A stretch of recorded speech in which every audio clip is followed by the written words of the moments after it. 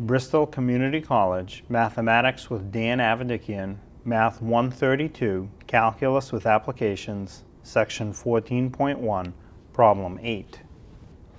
This is Section 14.1. It's problem number 8. It says, consider the function f of x equals the natural log of 2x minus 1.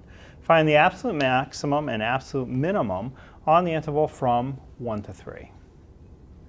So this is a 6-step process. Step 1 is find the derivative. So when we have a natural log, this ln is a natural log, the formula for the derivative, if you remember from a previous section, is stuff prime over stuff. So the stuff is simply the 2x minus 1.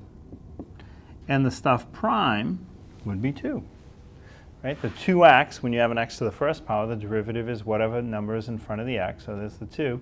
The minus 1 has no x, so its derivative is 0. It just goes away. You have 2 over 2x minus 1. That's f prime, or the derivative. Step 2 is set that equal to 0. So I have 2 over 2x minus 1 equals 0. Step 3, solve for x. This equation has no solution. It's kind of similar to the previous problem, number 7.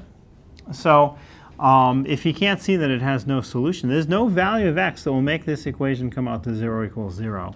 And if you don't see it right away, you can try and start solving it, multiply both sides by whatever the denominator is to clear the denominator. And on the left you have 2x minus 1 times some stuff over 2x minus 1. The 2x minus 1s will cancel. You have 2 equals 0 times 2x minus 1 is 0. So you want to find some value of x that will make 2 equal to 0, which no such value of x exists. So this equation has no solution, which can happen. Some equations have no solution. So that's the answer for step 3. Step 3 is there is no solution. Step 4 is find the height of whatever solution you find that's within the given interval. Well, there's no height to find because there is no solution. So on to step 5. Find the height of each endpoint of the interval. Find the height or y value that goes with the 1, and find the height or y value that goes with the 3. So f of 1, the left end of the interval, is natural log of 2x minus 1 becomes 2 times 1 minus 1. And that is f of 1 equals natural log of 2 times 1. You have 2 minus 1, or natural log of 1. Well, this has come up before. The natural log of 1 is 0, right? Again, natural log is a shorthand for log base e, or that 2.71 natural science number, and the number is 1. So you're asking this e raised to what exponent gives you a result of 1? Well, e to the 0 power is 1. So one of my answers is 0.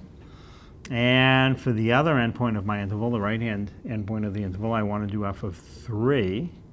So f of 3 equals the natural log of 2x minus 1 is 2 times 3 minus 1.